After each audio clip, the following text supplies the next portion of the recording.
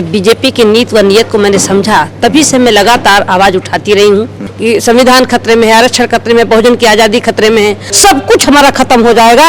वास्तव में अगर बहुजन की बात करते हैं तो सबको अब एकजुट होने की जरूरत है। आज अपने को बहुजन समाज ठगा सा महसूस कर रहा है। आज बहुजन समाज के जो नेता हैं वो अपना पैसा बचा रहे हैं, अपने को बच रहे हैं। कि नेता पैसा कमाने के लिए राजनीति कर रहा है, पैसा बचाने के लिए राजनीति कर रहा है, और जो नेता के पीछे जो जनता है वो नेता बचाने के लिए काम कर रहा है। बल्कि हमारा संविधान खतरे में है, आरक्षण की व्यवस्था खतरे में है, बहुजन की आजादी खतरे में है, इसको बचाने की बात नहीं हो रही। उत्तर प्रदेश की योगी आदित्यनाथ सरकार पंचायत चुनाव ऐसा कहा जा रहा है अपने आप टालना चाह रही है, लेकिन सब अलग अलग लड़ रहे हैं, परिणाम कुछ नहीं हो रहा। हमारे बार जो है बहुत घातक होगा। राम मंदिर में चंदा हम लोग नहीं दिए हैं, हम देना नहीं चाहिए, क्योंकि राम मंदिर से हमारा कोई भला नहीं होना। अपनी बहुजन समाज की आजादी के लिए केवल एक खड़े हो जाए सदन में, मोदी हिल जाएंगे, प्रधानमंत्री हिल जाएंगे, सरकार गिर जाएगी।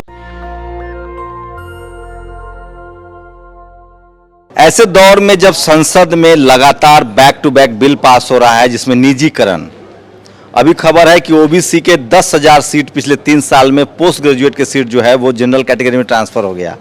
वो तबका जिसकी आबादी 60% है, वो तबका जिसको 27% रिजर्वेशन मिला, लेकिन उसको हक नहीं मिल रहा है।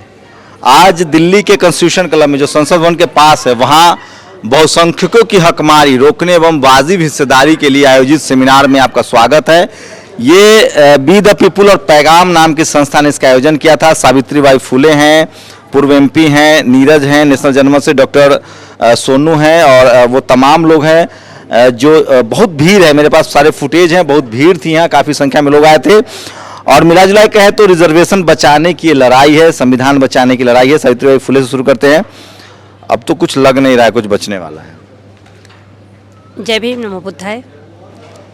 मैं जब 2014 में सांसद बनी, और 1 साल तो मुझे लगा समझने में, जब बीजेपी की नीति व नीयत को मैंने समझा, तभी से मैं लगातार आवाज़ उठाती रही हूँ, चाहे वो सदन हो, चाहे वो सड़क हो, कि भारत के संविधान और संविधान में दिए गए कानून आज हम खतरे में हैं। आज बड़े पैमाने पर जो पिछड़ी वर्ग का जो आरक्षण की व्यवस्था है, आप देख रहे हैं जिस तरीके से निजीकरण करके आरक्षण की व्यवस्था ख़त्म की जा रही है। और सरकार तो एक बहुत बारीकी से पिछड़ी जातियों का आरक्षण जो अभी ख़त्म हुआ है, कि सुप्रीम कोर्ट का सहारा लेकर के ये कहा गया कि पिछड़ी जातियों का आरक्षण का कोई मौलिक अधिकार है ही नहीं। तो ये तो कभी पिछड़ी जाति का आरक्षण हो, कभी अनुसूचित जाति का आरक्षण हो, कभी जनजाति का आरक्षण हो, और जो बहुजन समाज के लिए बहुत सारे ऐसे कानून हैं बहुत बारीकी से समाप्त किए जा रहे हैं। तो ये तो मैं लगातार 2016 से ही लगातार मैं उठा रही हूँ आवाज़ को कि संविधान खतरे में है, आरक्षण खतरे में, बहुजन की आज़ादी खतरे में है। आज मैंने ये भी कहा कि 2019 में अगर बीजेपी की सरकार को नहीं रोका गया, 2019 की सरकार आने के बाद हमारा संविधान पूरी तरीके से खतरे में है। आज आप सबको लग रहा है, चाहे वो नागरिक बिल हो, चाहे वो किसान बिल हो, चाहे वो आरक्षण की व्यवस्था हो, बहुत बारीकी से सब समाप्त किया जा रहा है। मैं तो आपसे यही आपकी चैनल के माध्यम से अनुरोध करना चाहती हूँ कि अब भारत की जो बहुजन समाज के लोग जो सामाजिक संगठन व राजनीतिक संगठन बना करके जो कार्य कर रहे हैं, अब सभी लोगों को एक मंच पर आना चाहिए। अगर हम संविधान नहीं बचा पाए तो ना हम सांसद विधायक अपना बना पाएंगे, और ना ही बहुजन समाज के लिए जो नौकरी है, आरक्षण है, सब कुछ हमारा खत्म हो जाएगा। वास्तव में अगर बहुजन की बात करते हैं तो सबको अब एकजुट होने की जरूरत है। लग रहा है ये हाथी जगेगा। देखिए, आज की तारीख में जो बहुजन समाज के नेतृत्व करने वाले लोग हैं, ये कहीं न कहीं अपने को बचने के लिए, अपना पैसा बचाने के लिए, सीबीआई की जांच से बचने के लिए वो चुप हैं।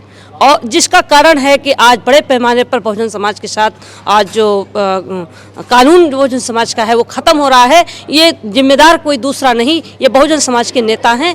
इसलिए जिम्मेदार हैं कि पूरा भारत का बहुजन अपने नेताओं के भरी निगाहों से देख रहा है कि हमारा अगुवा, हमारा नेतृत्व कर क्या रहा है। आज अपने को बहुजन समाज ठगा सा महसूस कर रहा है। आज बहुजन समाज के जो नेता हैं वो अपना पैसा बचा रहे हैं, अपने को बच रहे हैं। उन्हें बहुजन समाज की चिंता नहीं। अगर बहुजन समाज की चिंता होती तो खुल करके बहुजन समाज के लिए वो सड़कों पर आते, लेकिन वो कहीं न कहीं अपने को बचने के लिए वो चुप हैं।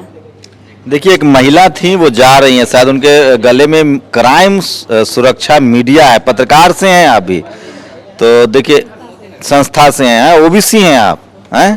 तो मैं चाह रहा था कि बहुजन महिलाओं की भागीदारी बहुत कम होती है, मीडिया हो, जुडिशियरी और इस तरह के प्रोग्राम में तो बिल्कुल नहीं। कहाँ से आई थी आप? हम तो बिहार से बिलोंग करते हैं सर। तो ये क्यों आई थी इस प्रोग्राम में? यहाँ पे हम आए थे ओबीसी के लिए। हाँ, तो ओबीसी का खेल समझ में आ रहा है। सर थोड़ा बहुत आ रहा है, अभी तो हम दूसरा बार है मेरा, बट थोड़ा थोड़ा समझ में आ रहा है सर कि ये लड़ाई। कितनी पढ़ी लिखी है मैं? सर हम ज़्यादा नहीं पढ़े लिखे हैं। बताइए ना, इसमें शर्माना क्या? हमारी माँ तो स्कूल ही नहीं गई। सर 7वीं पास है, 8वीं हम पढ़े नहीं। चलिए, शुक्रिया नेशनल दस्तक की तरफ से। 8वीं पास महिलाएं पार्टिसिपेट करने लगे तो सच्चाई यही है कि समाज जागरूक हो रहा है। ये बड़ा अच्छा संकेत है। कहाँ रह गए आप लोग, तो कुछ कर नहीं पा रहे हैं? कहाँ कमी रह जा रही? जनता नहीं जग रही है या नेताओं में कहीं कमी है? ये देखिए, बहुत अच्छी बात आपने हमसे पूछा है। हम लोग तो बहुत कुछ करते हैं, लेकिन जो बहुजन समाज के जो नेता हैं वो नहीं करते हैं। जनता तो बहुत तेज़ से काम करना चाहती है और कर भी रही है, लेकिन जनता उसको मोटिवेट नहीं करते हैं, बल्कि जनता अपने स्वार्थ के लिए राजनीति करते हैं, अपना पैसा कमाने के लिए, सांसद विधायक बनने के लिए राजनीति करते हैं। ये जनता या नेता? नेता ऐसा काम करते हैं। और मैं तो देखता हूँ कि नेता पैसा कमाने के लिए राजनीति कर रहा है, पैसा बचाने के लिए राजनीति कर रहा है, और जो नेता के पीछे जो जनता है वो नेता बचाने के लिए काम कर रहा है। बल्कि हमारा संविधान खतरे में है, आरक्षण की व्यवस्था खतरे में है, बहुजन की आज़ादी खतरे में है, इसको बचाने की बात नहीं हो रही है। सावित्रीबाई फुले को आप इग्नोर नहीं कर सकते हैं। बीजेपी से सांसद बनी, चाहती तो चुप रह के बनी रहती। बीजेपी हो या कांग्रेस हो, जो सवर्ण लीडरशिप वाली पार्टी है, मेरी अपनी राय है, निजी राय है, सवर्ण लीडरशिप वाली जितनी पार्टियां इस देश में, वो रिजर्व सीट पर SC ST OBC माइनॉरिटी के ऐसे लोगों को टिकट देती है जो कम से कम मुंह पर दही जमा ले या टेप साट ले। जो अपने हक अधिकार की बात करने लगता है समाज की, उसका टिकट कट जाता है। ये होता रहा है। सावित्रीबाई उसी की शिकार हुई हैं, इसलिए मेरे लिए विशेष सम्मान है इनके मन में, मेरे मन में इनके लिए, क्योंकि इन्होंने एक बड़ा सेक्रीफाइस किया। चाहती तो राजनीति में मेंबर ऑफ पार्लियामेंट बनी रहती, राजनीति में तो हैं, समाज के साथ जुड़ी हुई हैं। एक सवाल और भी लेंगे मैम, 2 मिनट और दीजिएगा। नीरज पत्रकार हैं, नेशनल जनमत चलाते हैं, आप सब जानते हैं। नीरज, कितना रिस्पॉन्स मिल रहा है ओवरऑल? चूंकि आप पत्रकार से ज़्यादा एक्टिविज्म ज़्यादा कर रहे हैं, लगातार धरना प्रदर्शन संगोष्ठी में जा रहे हैं, कितनी अवेयरनेस आई है? देखिए, हम लोगों के पास सकारात्मक रहने के अलावा कोई विकल्प नहीं है दूसरा। इसलिए सकारात्मक रह करके अगर बदलाव की बात करें तो इस तरह के आयोजन दिल्ली में हो रहे हैं, लखनऊ में हो रहे हैं, पटना में हो रहे हैं। ये मैंने राजधानी क्षेत्र आपको बता दिए। इसके अलावा अब ये जागरूकता का दौर गाँव में भी पहुँच रहा है। इसका मतलब बदलाव तो हो रहा है। गांव-गांव से भारतीय जनता पार्टी के बड़े नेता, जिनको लोग पूजते थे, उनको भगाया जा रहा है, उनसे सवाल किए जा रहे हैं सामने बैठाल करके। इसका मतलब बदलाव तो हो रहा है। उत्तर प्रदेश की योगी आदित्यनाथ सरकार पंचायत चुनाव, ऐसा कहा जा रहा है कि अपने आप टालना चाह रही है, यानी कि बदलाव तो हो रहा है। तो सकारात्मक रहने के अलावा चूंकि हमारे पास और कोई विकल्प नहीं है, तो इसी सकारात्मकता में कि बदलाव तो हो रहा है, खुशफहमी ही कह लीजिए, हम जी रहे हैं और देख भी रहे हैं, ढूंढने की कोशिश कर रहे हैं कि यार बदलाव तो हो रहा है। उस बदलाव को ढूंढने की कोशिश इसलिए कर रहे हैं क्योंकि ताकि हमारे अंदर फ्रस्ट्रेशन ना आए और काम करने की प्रेरणा मिलती रहे। लेकिन अगर इसको दूसरे लहजे में हम कहें तो एक्चुअल तौर पर बदलाव हो रहा है, लेकिन बदलाव उतनी तेजी से क्यों नहीं हो रहा, इसका जवाब मैं जरूर बताना चाहता हूँ। इसलिए कहना चाहता हूं, देखिए इस मंच पे भी या तमाम सारे मंचों पर बात होती है, बार बार एक शब्द लिया जाता है बदलाव, दूसरा शब्द इस्तेमाल किया जाता है अंधविश्वास और पाखंड। तो सवाल यह है कि अगर पूरा देश में जितने लोग इस कार्यक्रम में आए थे या पूरे देश भर में जो कार्यक्रम होते हैं, उस कार्यक्रमों से जुड़ा हुआ हर व्यक्ति अगर अंधविश्वास और पाखंड के विरोध में है, तो फिर अंधविश्वास पाखंड कर कौन रहा है, जन्म कैसे हो रहा है उसका? तो उसका जवाब यह है कि इस मंच पर जो तमाम सारे लोग अंधविश्वास और पाखंड के खिलाफ बोल के गए, उनके घरों में, अपने घर तो अच्छा छोड़ दीजिए, निजी जिंदगी में, अपने जीवन में ही वो पाखंड और अंधविश्वास से दूर नहीं हो पाए। इसलिए जिस रेशियो में दिखना ये ओबीसी में ज्यादा, जो अदर बैकवर्ड क्लासेस है उसमें ज्यादा समस्या है, ये ज्यादा है, ये बात सही है। लेकिन ये तो है नीरज की जो लोग मंचों से जो कम्युनिकेशन की कमी है, क्योंकि जो आपका प्रोग्राम हुआ जंगल में मोर नाचा कौन देखा, हमारे पास टीवी नहीं है, अखबार नहीं है, तो आइडियोलॉजिकली हम लोग अपने बात को पहुंचा नहीं पा रहे। सोशल मीडिया ने उस कमी को कहीं ना कहीं पाटा है, अब कम्युनिकेशन हो पा रहा है। हाँ, दोनों तरफ से कम्युनिकेशन गैप है, ये इसमें कोई दो राय नहीं है। सोशल मीडिया ने उस कमी को पूरा किया है, लेकिन तमाम सारे सामाजिक संगठन, सोशल मीडिया के जो धुरंधर पत्रकार हैं, जो उनकी आवाज़ उठाते हैं, उनको शायद दिल से उतना मान नहीं पा रहे। वो ये नहीं समझ पा रहे कि यार यही लोग हमारे लिए आगे आकर के मुख्य भूमिका निभाएंगे। वो अभी भी इस ख्याल में रहते हैं कि यार शायद कोई ये तथाकथित, जिसको मेन स्ट्रीम मीडिया कहते हैं, मैं उसको मेन स्ट्रीम कहता नहीं हूँ, क्योंकि उनके लिए तमाम सारे नाम हैं, वो नाम बार बार दोहराने की ज़रूरत नहीं है। तो तथाकथित कॉरपोरेट मीडिया को वो मेन स्ट्रीम मानते हैं, और जो उनके लिए एक्चुअल में मेन स्ट्रीम का काम करते हुए उनके मुद्दे उठाते हैं, उनको शायद वो वाजिब हक और सम्मान उनका नहीं मिलता। डॉक्टर सोनू, क्या लग रहा है, आप ओबीसी कैटेगरी से हैं, आप तो खतरे में डाले रहते हैं नौकरी को, ये 10,000 सीटें आप लोग की चली गई, आपका समाज कहाँ डॉक्टर इंजीनियर बनने के चक्कर में, उसको तो अभी पूजा पाठ करना है। नहीं, ऐसा नहीं है। देखिए, जो पहले की मानसिकता आ रही है उसे बदलने में टाइम लगेगा, और वो टाइम आ रहा है। अब तो लोग आवाज़ उठाने लगे, क्योंकि आरक्षण बहुत पहले मिल जाना चाहिए था। एजुकेशन में 2006 में आया, लेकिन अभी तक ओबीसी को पुरानी व्यवस्था के अनुसार ही रखा गया है। तो 27% जो रिजर्वेशन का मामला है, अब तो कोर्ट का आदेश आ गया। हम लोग 5 तारीख को एनसीबीसी का घेराव भी करेंगे इस मुद्दे पर, और बहुत से लोग, यहाँ तक कि पॉलिटिकल पार्टी 5 अप्रैल को 5 अप्रैल को एनसीबीसी का हम लोग घेराव करेंगे। NCBC मतलब national commission of backward classes, ताकि थोड़ा सा प्रेशर डाला जाए। और ये मुद्दा 2021 में नीट पीजी में आरक्षण मिले, और नीट पीजी में ही नहीं, आप देखेंगे नीट यूजी में भी यही हाल है, और ऑल इंडिया पीवीटी में भी यही हाल है। तो हमारी एमबीबीएस की भी सीटें हर साल जा रही हैं, और 3 सालों में लगभग 10,000 सीटें एमडी की गई हैं, जो कि बहुत जरूरी हो। स्पेशलिस्ट डॉक्टर होते, 10,000 डॉक्टर आज होते तो समाज की दशा बदलती। मैं एक सवाल और, मैं इनसे मिल रहा हूँ, मैं पिछले 3 साल हो गए हैं, मैं इनको जान रहा हूँ लगातार, और मेरी पहली मुलाकात बहुत गंदी हुई थी, गाली गलौज तक गई थी बात। आप लोग हिम्मत तो दिखा रहे हैं, नहीं सब लोगों को मैंने दी थी, हिम्मत तो बहुत दिखा रहे हैं आप लोग।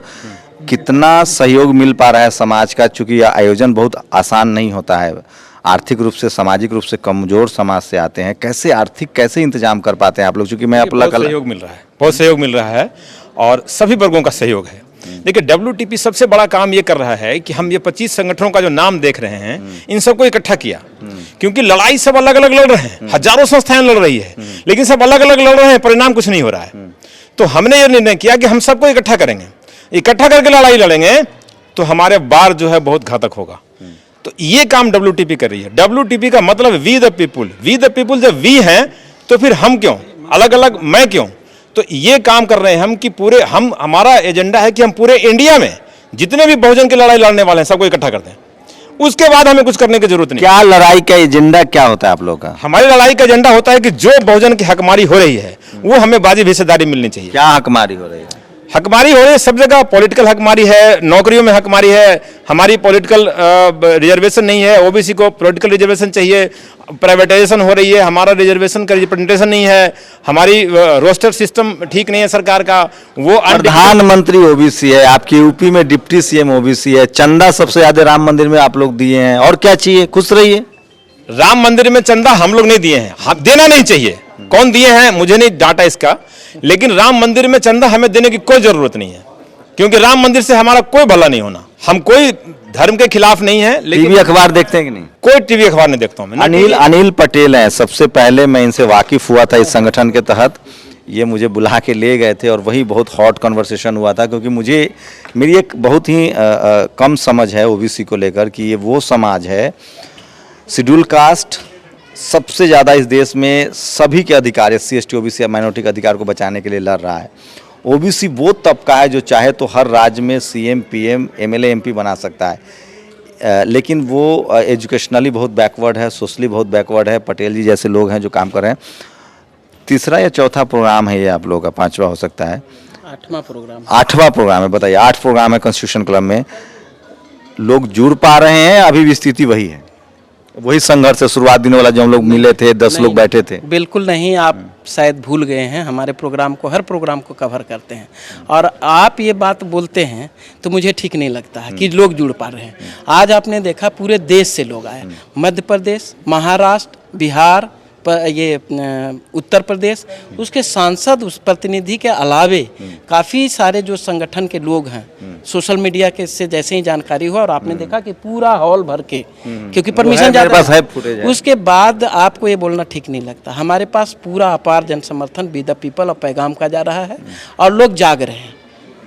कैसे जाग रहे हैं बताइए ना, कैसे जाग रहे हैं? मतलब कि जो हमारा एजेंडा अभी, रेल बिक गया, सेल बिक गया, भेल बिक गया, एक एजिटेशन है। किसानों ने अपनी जमीन बचाने के लिए 3 महीने से धरना प्रदर्शन रखा हुआ है, एक इस देश में ओबीसी का मैसिव आंदोलन नहीं हुआ है। साहब क्या बात कर रहे हैं? बताइए, आपने बोला कि धरना प्रदर्शन दे रहे हैं, वो कौन लोग हैं? हम लोग कौन है? हम भी किसान के लोग हैं, और वो भी किसान के लोग हैं। अब जो सत्ता में है उनकी जिम्मेदारी, उनको ही आप लोग बोलिए, आप मीडिया के लोग हैं, उनको कहाँ जाके बोलते हैं कि साहब इतना लोग बैठे हैं, क्यों नहीं इसके ऊपर निष्कर्ष निकाल रहे हैं। हम लोग तो तमाम देश के अंदर जा करके बोल रहे हैं। तो ओबीसी पीएम है, खुश रही है।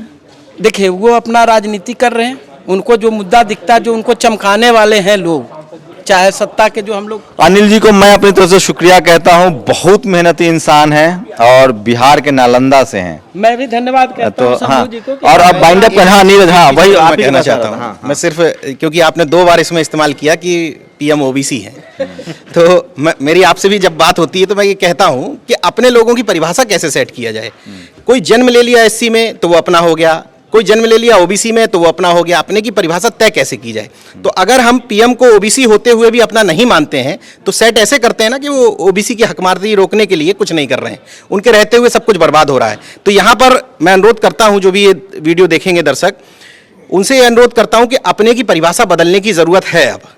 अब अपने की परिभाषा जन्म से सेट मत करिए कि ओबीसी में जन्म ले लिया, एससी में जन्म ले लिया, माइनॉरिटी में जन्म ले लिया। ये करिए। सोचिए 131 एससी एसटी के सांसद है इस देश में और 182 के आसपास ओबीसी के सांसद हैं। इस दोनों के गणित से सरकार चलेगी गिरेगी, चाहे कोई सरकार हो। इस देश में मैं कास्ट यूनिटी बता रहा हूं। यूपी में एक ब्राह्मण समाज के क्रिमिनल की, जिस पर 13 पुलिस वालों की हत्या का आरोप था, उसका इनकाउंटर होता है। बियॉन्ड द पार्टी लाइन उस समाज के लोग आंदोलन चलाते हैं, सरकार से गुस्सा होते हैं।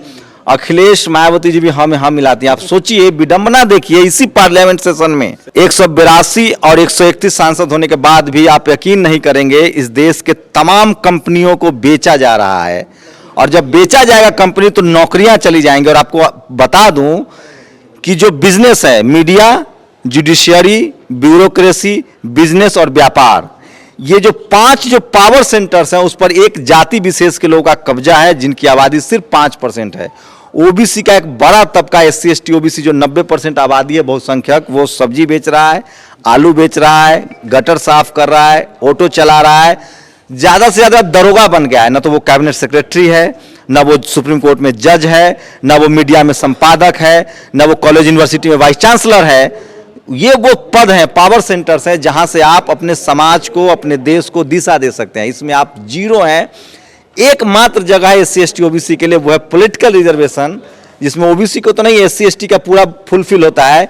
लेकिन क्या वो सब के सब चुप होते हैं? अगर उसमें से आधा भी सावित्रीबाई फुले की तरह आवाज उठाने लगे तो इस समाज की दिशा बदल सकती है।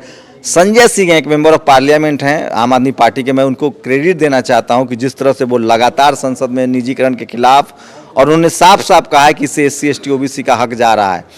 तो आप जो नेता चुन रहे हैं वो मंचों पर, जिनको संसद भेजा था, वो मौन है। नतीजा ये है कि पब्लिक अपने हिसाब से काम कर रही है।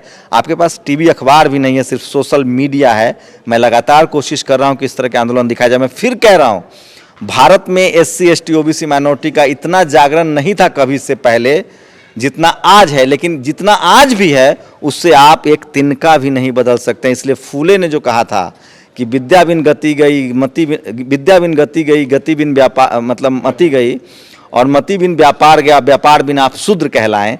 तो फिर से एक बार आपको स्कूल कॉलेज से बाहर किया जा रहा है, बंद किया जा रहा है। और हो सकता है कि आने वाले 5-10 सालों में आपकी आर्थिक स्थिति वही हो जाए, क्योंकि न तो शहरों में आपका व्यापार है, न बिजनेस है, न आप डॉक्टर बन सकते हैं, न इंजीनियर बन सकते हैं। आईआईटी हो, आईआईएम, सबको निजीकरण किया जा रहा है, प्राइवेट किया जा रहा है। आप जब थीं, सांसद थीं, तो आपको भी तो डर लगता होगा कि क्यों बोले चली जाएगी, टिकट कट जाएगा। देखिए, हम बाबा साहब डॉक्टर भीमराव अंबेडकर जी के बनाए गए भारतीय संविधान आरक्षण के तहत में सांसद थी। बस एक सवाल हम किसी की कृपा पे नहीं थी, हम तो बाबा साहब के संविधान के तहत, आरक्षण के तहत में सांसद थी। और आज भागीदारी की बात हो रही है, आरक्षण की बात हो रही है। मैं तो देखती हूँ कि आरक्षित सीटों पर भी हमारे लोकसभा में सांसद है, और पिछड़ी जातियों के भी हमारे सांसद है, राज्यसभा में भी हमारे अनुसूचित जाति के भी सांसद है, पिछड़े वर्ग के भी सांसद है, मुस्लिम समाज के भी सांसद है। अभी सारे सांसद पार्टी को से हटकर अपनी बहुजन समाज की आज़ादी के लिए केवल एक खड़े हो जाएं सदन में, तो मोदी हिल जाएंगे, प्रधानमंत्री हिल जाएंगे, सरकार गिर जाएगी। लेकिन ये लोग काम नहीं करना चाहते, इसलिए कि इनको डर है टिकट कट जाएगा, इनको डर है अगला टिकट नहीं मिलेगा, इनको डर है हम सांसद बने रहेंगे तो हमें पैसा मिलता रहेगा, हमें प्रोटोकॉल मिलता रहेगा, हमारे बच्चे आगे बढ़ेंगे। चुन चुन कर प्यादों को टिकट दिया जाता है, ऐसे लोगों को जो बोले नहीं, मुंह बंद रखे।